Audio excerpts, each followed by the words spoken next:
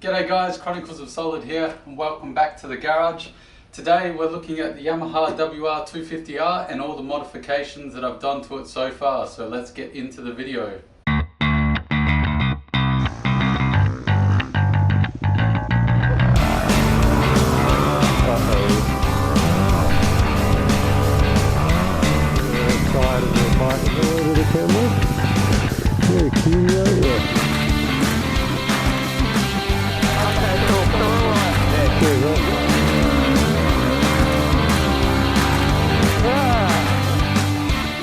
So here we have the highway dirt bikes handguards.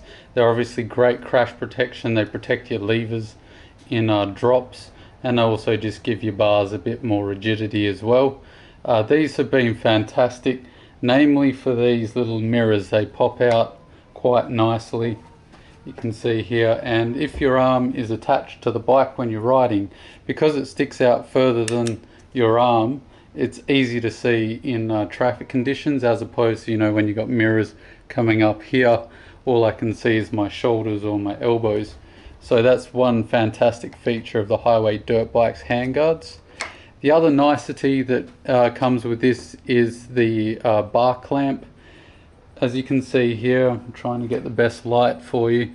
You can see it's got all pre-mounts for switches and cigarette lighters, and it's even got threaded holes in there already, so I've been able to mount a little bracket for my USB charger, which I'll get into in a little bit.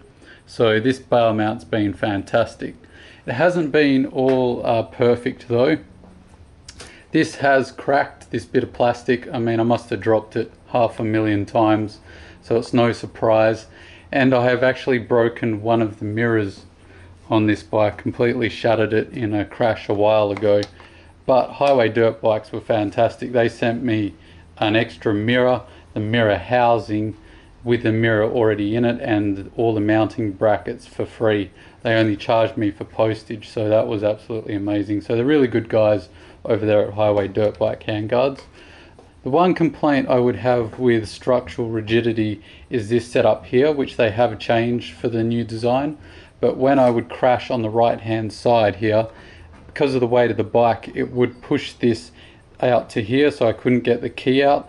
It would also bash the banjo bolt here, and it often leaks fluid, so I lose pressure in the brake here, which is not good. I've had a few close calls with that. So here you can see is the Force Radiator Guard. It's been really good. It's had rocks, sticks, all kinds of crap flinged up into it, plenty of knocks, and it hasn't budged.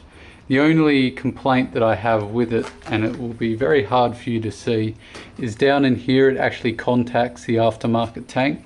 Now this is a problem with both the IMS tank, which I've got on, and the Safari tank, which I've had in the past. Both of them scuff up against the guard bracket, and so I've had to put like a foam rubber strip down between the tank and the radiator guard. So if you got the Force guard, make sure you line your tank with something to protect it from rubbing up against the guard there.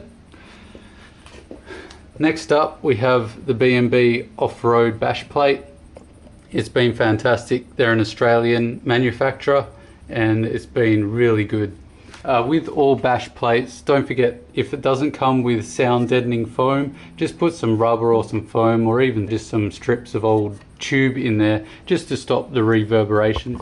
Another B&B part is this here. It's just the rear master cylinder for the brake protector, and as you can see from all the scuffs and marks, you can see it's done a really good job of keeping that expensive component well looked after. So that's crash protection done. Now we'll get into just some of the more comfort mods or nice to have accessories. So first off is the Pro Taper KX high bend bars. They've been really good. I list them as comfort more than protection, just because they're taller than the stock bars.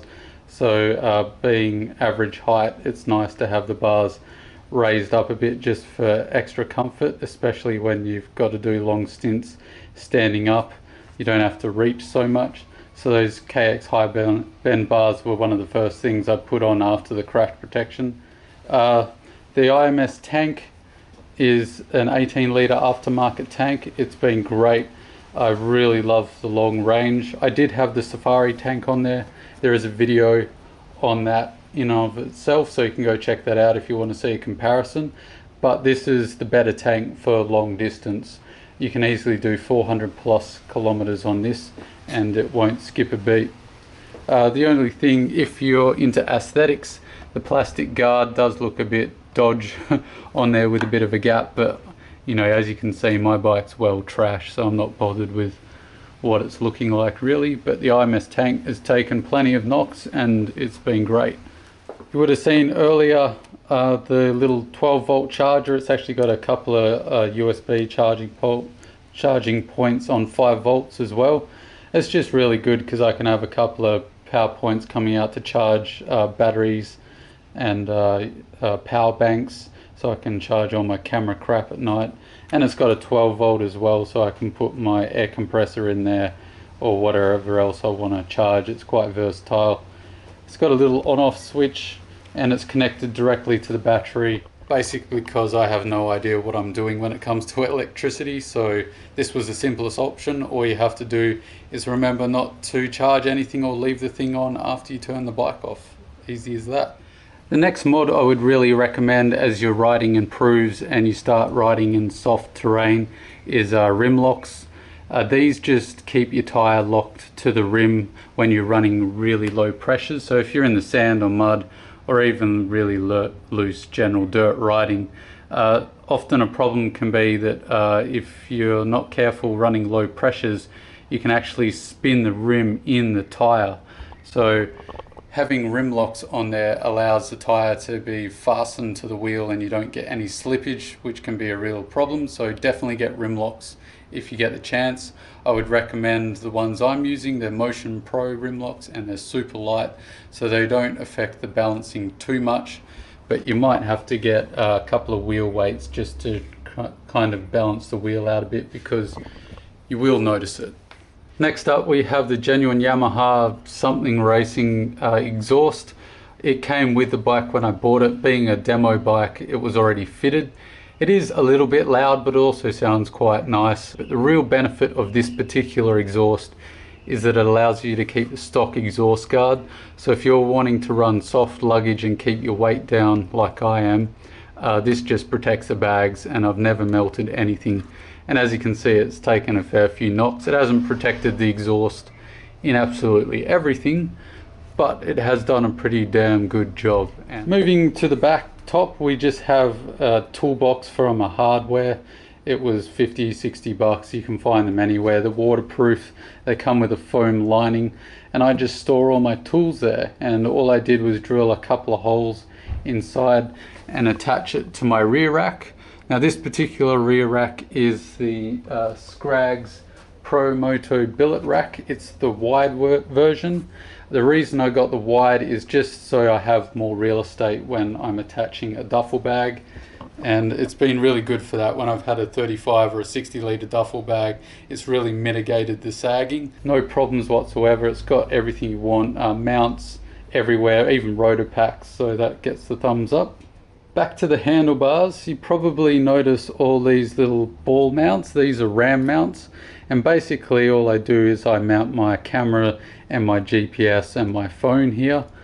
Some of you guys might mount spot trackers. I used to, but because of the worry of crashing, if the bike goes in one direction and you go in another direction and end up in a ditch, and you're hurt and you can't get to the bike, you really need the spot tracker on your person so you can hit that emergency button and get help. Because hopefully it's not too dark down here, but you can see just sticking out here I've got a trickle charger connector.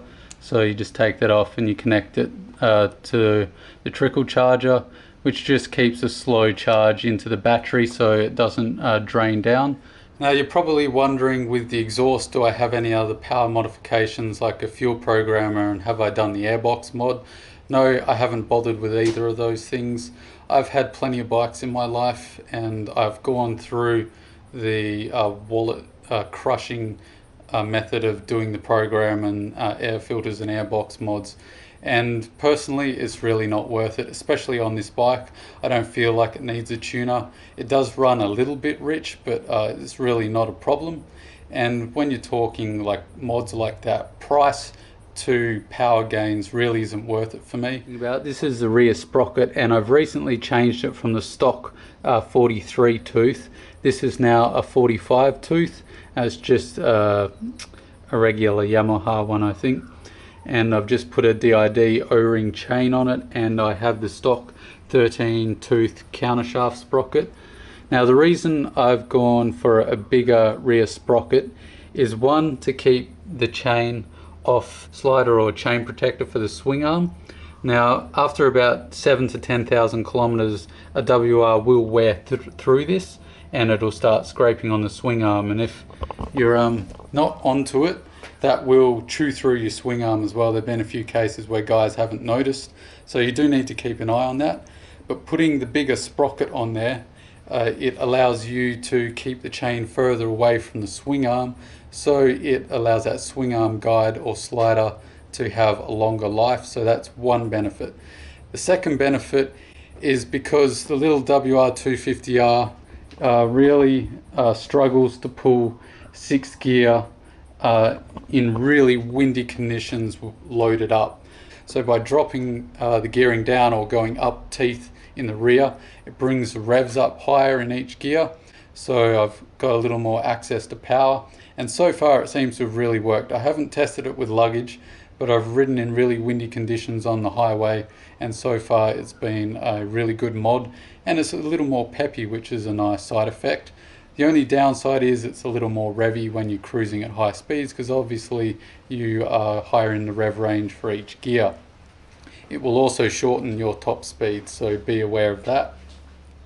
The other benefit is when you're going down hills, the lower gearing means first gear is shorter, so you gain less speed. You've got more engine braking for when you're going down hills. And just one final modification that I forgot to mention is this fender eliminator kit. A while ago I crashed and I bent my original fender kit from Yamaha, and it's so expensive to replace. I think it's something like $250.